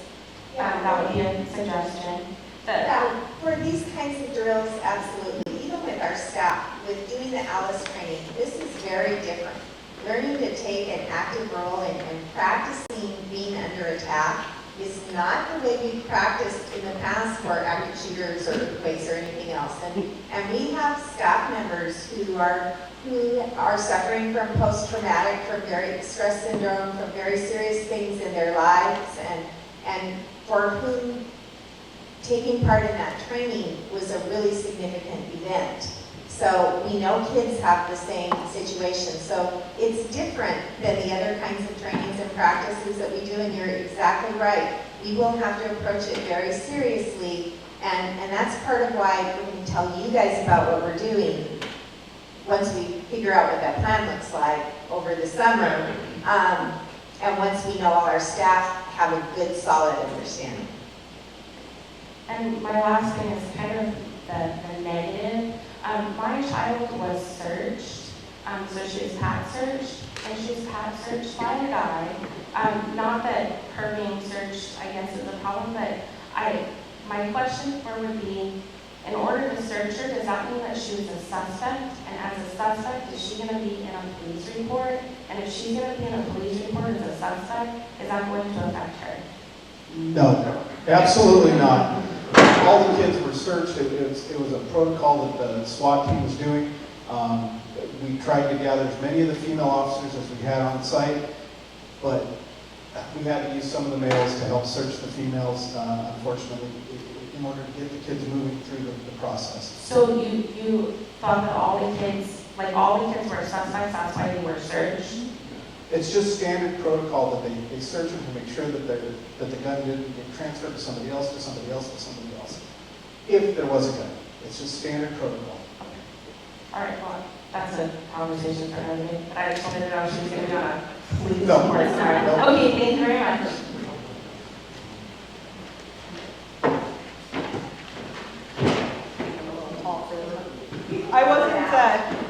I wasn't intending to say anything tonight, but I noticed that two of my biggest beefs, I guess, from that day have not been brought up by other parents. One of which was, it was a highly stressful event for everybody, law enforcement, first responders, students, parents, everybody. I happen to be down at Wheeler. I'm sure it's been spoken about because I spoke with you in regards to my concerns. It would be super helpful if media stayed away from where our parents are stationed. I know that you guys said that you spoke with them. They were creeping all over the place. I couldn't take 3 feet without bumping into a media person, standing behind groups of people and walking up to them and asking them questions. I don't want to be interviewed. I just don't. I'm more interested in finding out information from you guys and less from being bothered by them. I don't know if we can get a staging area specifically for them in the area. They were walking up to kids as they were leaving. It was... And that's why, as Lydia and I talked previously, that's why we are looking at a different, more secure, more enclosed location for where we can do our reunification, so that even at those points we can stage and be able to have somebody answer some questions from the media, but protect our families and kids. Right, and then the other thing for me was that we had some pretty stressed out parents. I'm a fairly laid back individual. I got notifications for both my kids. I have one at the high school, one at the middle school. They had notified me before I ever heard anything. I happened to be working in Silverdale. I heard all the sirens passing my job. Didn't know what they were going for. Figured it was an accident on the highway until my son, not a minute later, blew up my phone going, hey, we're in lockdown. And then I started getting messages of different Facebook stuff, that was going through all the different students. But my biggest concern was we had some pretty volatile parents waiting down at Wheeler, and you guys had to respond to that. And maybe having somebody there to begin with, because as soon as you guys showed up, it was like you could hear the wind blowing and they just stopped. But they were very upset that they were going to be carded to get their kids. I have no problem being carded to get my kids. I want them to go home with who they're supposed to go home with. But it made for a very uncomfortable situation to stand there and have a group of very loud, belligerent, not very nice words coming out of these people and rushing into the area where the buses were coming because they just didn't care to listen. But it was just school employees that were down there until the ruckus started. And so I don't know if that's something that you guys can work into your plan to maybe have somebody there when our kids are showing up to meet their parents. And I know my son was pretty relieved to be on his normal bus. Transportation did a great job of getting the kids down to the buses. He met up with his bus driver and he notified me, he goes, Mom, I'm on my bus. I'm with Miss Susie. I'm good to go. And so I knew who I was looking for, but that's because my kid notified me. It wasn't because I got any information from anybody else. And I don't expect you guys to send me a text message saying, hey, Jason's on B11. Congratulations. You'll see him when he gets there. You know, but it was a comfort to him that he was on his normal bus with his normal driver.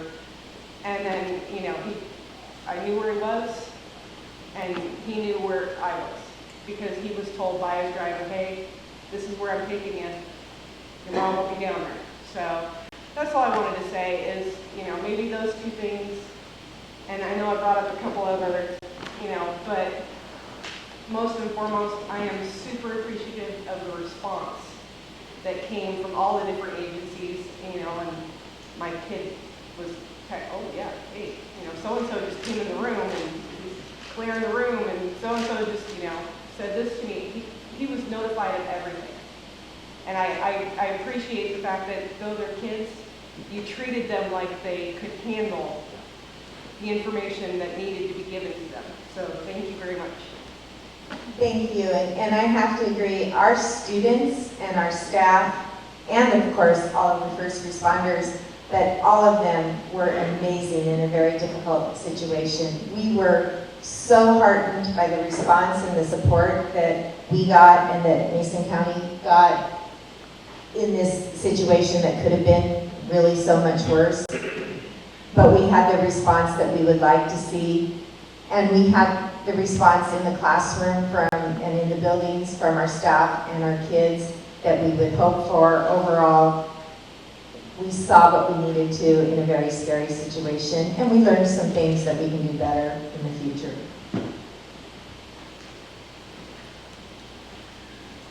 Many of you know me. I'm John Campbell. I'm the president of the school board. And the first thing I'd like to say is a word of thank you to all the parents and concerned citizens who came out today. Without you folks, we're lacking in information. There's always something particular and unique about your experience that may be different than the experience of someone else. And so we as a school district are not going to know about that unless you tell us.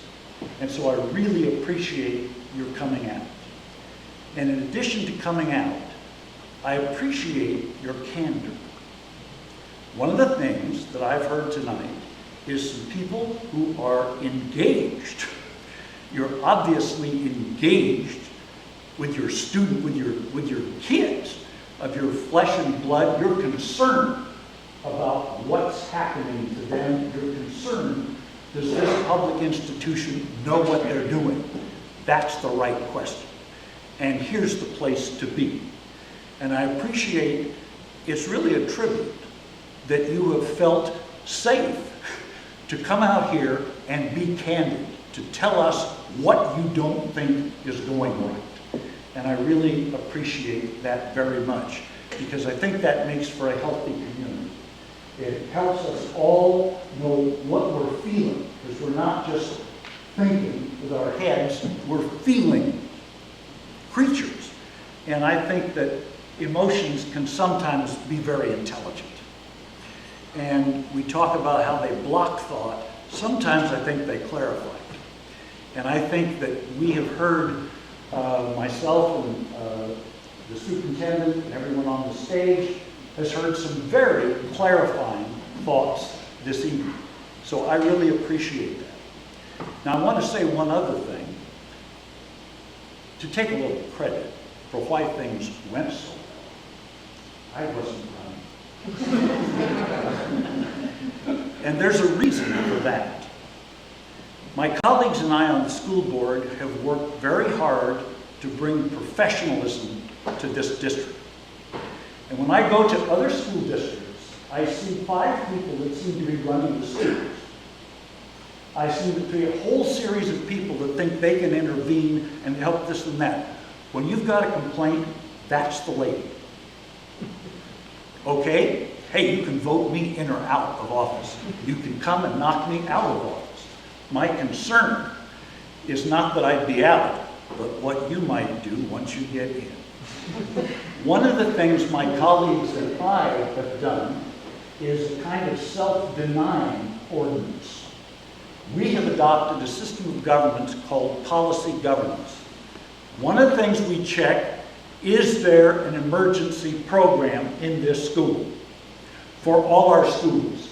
Is it up to date? Are you doing rehearsals? Really? When? Okay? So we have a whole list of things like that we go through a year.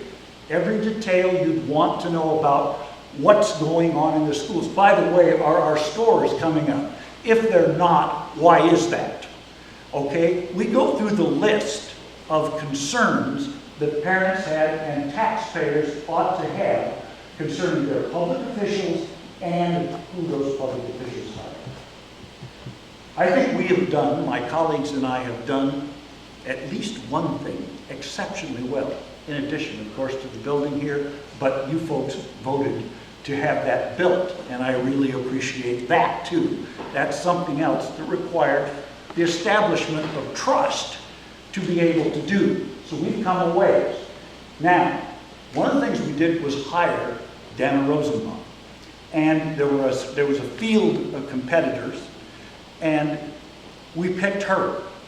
If she doesn't perform well, we can always pick someone else, because she is our single employee. And that's why it's crucial that you don't tell me. I will be interested if you want to tell me, and I will certainly tell her. But I will not intervene in a classroom for you. I will not intervene in the administration. I will let her know what the problem is, and I expect to hear back. But I have very few opportunities like this. Okay, so I thank you all, and I thank myself for having the wisdom to hire this person. And that's my colleague. That's not just me, that's also my colleague. And I've told you why things went so well, because I wasn't running it, nor were any of my colleagues. And if one of you folks ends up on this board, I hope you keep our set of rules, because that will prevent you from running things too. All right? Now, one of the things that you see happening here is something we're all part of. Guess what? Education is changing. Education is changing. There are some people that are saying it's changing for the worse. I disagree with that. I didn't get through high school algebra, and it wasn't for trying. I was assigned to a course with the title, think of your son taking the title, how about ego formation for something like this? Bonehead math. Okay? That's what it's called. I sat in for a few weeks, a couple of days a week, on Jody Olson's algebra class. Hey, I was catching on. I was catching on. These teachers have resources for dealing with people like me that teachers in my time didn't have. And you know what? That time isn't so far back. So what I'm saying is education is changing. One of the things teachers are learning is to teach kids and how to deal, almost in the sense of a doctor, how to diagnose what the problem is and how to have access to resources. The next part of that is what we're all engaged here in this evening. I can tell you my mother never went to a school meeting where she was frightened about me getting shot at school. All right, that was back in John Day, Oregon. I wouldn't be a bit surprised if some of the kids I grew up with had guns in school. Nobody would have noticed. But that was a different world, a different place.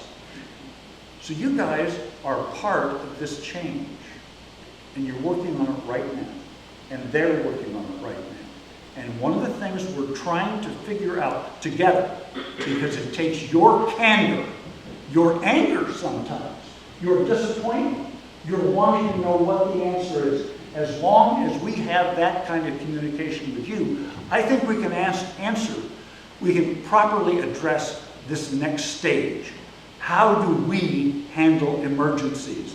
And it's not just us, it's not just Dana as an expert telling us all what to do. It's not just the sheriff telling us all what to do. Like myself, he too is an elected official, so he's got limits there.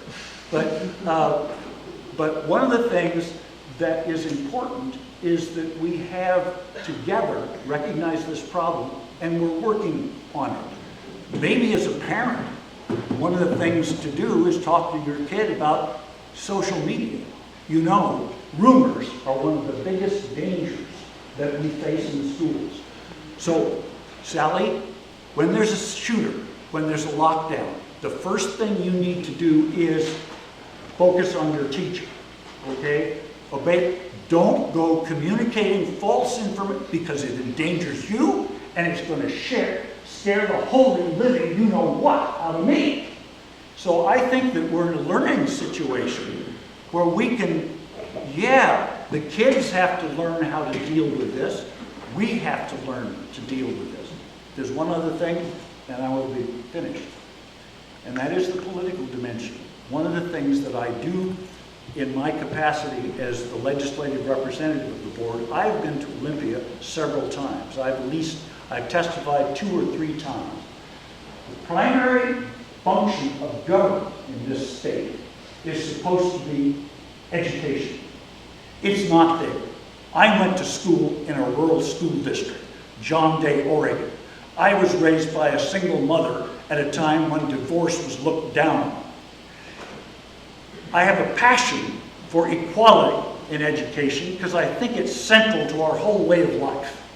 And I don't think that the kids in this district should have any less challenge to advance themselves than the kids in Bellevue or whatever. We cannot hire at the same level as people in Bellevue. We don't have the money. We are having some of our teachers even now hired by other districts because we can't pay that much. Why is that? Because our state is not living up to what the Constitution says is its paramount duty, and that's of all government, and that is education. That's where you and I come in. It may not be this year, friends, but there's coming a time when we need our legislators, and we vote for them. We create the political atmosphere in which they run for office. We need to make clear to our legislators and those for whom we vote, we think the Constitution is important. And by that I mean the Constitution of the state of Washington, which stands out in the United States as putting education as the paramount duty of state government. That's the first thing we do, is we educate our kids. We're not doing it. We haven't lived up for it. Friends, that's partly your fault and mine. Because we've elected people, I happen to know a little something about politics. We're kept straight. You know what keeps us straight? Oh, you guys. Pressure around. It helps, okay? So one of the things we've got to do is think about who we're electing and take more seriously electing people that will fund our schools in such a way that there will be comparable salaries throughout the state so that someone in our district, someone in Eastern Washington, in some of the small districts that my colleagues have, has an equal chance for quality education. And to me that's very important. I think our whole way of life rests on it. And I appreciate your patience, your willingness to go through the educational curve, and the next step is the political one. Stay tuned for more information. Thank you very much. And this is why we elected John. Okay, I will be brief. First of all, thank you to everyone. When this happened at 11, I was in town by the Safeway. I had to pull over and I'm watching all these cars zoom by. And I just felt so safe. And I knew it was all good. Whatever it was, I knew we were in a good place. So I have a suggestion for your budget, Sheriff. I thought if we got rid of the smarter balance test, all that money, gave it to the sheriff's employee. And of course, it doesn't get your budget. Oh, I know. We have got to invest in our sheriff's department via education. That's what we need to work on, because they just do a great job. And so, my question was, I wanted to know, is there like a, not a policy, but like a reprimand, if a student were to knowingly falsely report something, what is the consequence? If a student were to knowingly falsely, and those are key words, that would be one issue for us, Right. and certainly another issue for you guys. We were looking at this really hard, as to what it was false report. There was a criminal case here in Cat. The detectives were telling us we cannot find a criminal case. It was a better way of putting it, calamity of information just came about, exploded on social media like a wildfire, and Okay, because I think it's really important if there isn't something set for that, because it just drains our resources, and we don't have much to start with. So I think that's really important. And I think you said two things that are really important, and also the case where you asked, is knowingly and falsely. Because even from the point of the video going out and what then happened each step after that, that was like a modern, horrible version of the telephone game we used to play in elementary school when I was in school. And you know how that was, where I whisper something in his ear, go down 5 people, and none of the words are the same at all. And that's what happened on that Wednesday, starting with the video, that my understanding is that, look, the sheriffs are taking somebody out of the classroom and ending up with someone thinking there was an active shooter. Right, because with that following week, when I heard, oh, there's another lockdown, it was very brief. It was never like that. But that's what went through my mind was, oh my gosh, I hope this isn't the case, because, yeah. Okay. I got one more quick. John, we're past our due time. Yeah, I'm also not. This is an important pregnancy. We must be careful. I was in the once a week. My vice president, Leanna Coacher, and I meet with the superintendent. So the school board only exists once a month. We meet every week to find out what's going on, to plan the agenda for the next meeting. I was in there during the second incident. And what I want to tell you is that I did not see panic. I saw that Dana was receiving many phone calls, as you might expect. But I was in the presence of someone, along with her assistant, Denise. These were two cool women. They knew what they were doing. This was a special situation. We put down the shades in the particular room, but there was a system in place, and they were obviously following a particular playbook. And I think Dana at one time had 2 phones, one an internal communication thing, and when one didn't work, she would use the other. So, I mean, there are things in place. I just wanted to tell you that I was there in the war room when the war broke out. And you should be reassured that we have professionals that know what they're doing and are improving their game, thanks to you folks. Thank you. And thank you, everyone, for being here. We do really learn from the comments that you make, and it will help us do a better job in the future. We want you to know how seriously we take the safety of your children, and we see them as our children too. And please, if you have further concerns or questions, let me know. I am available to hear them from you. And again, thank you for being here.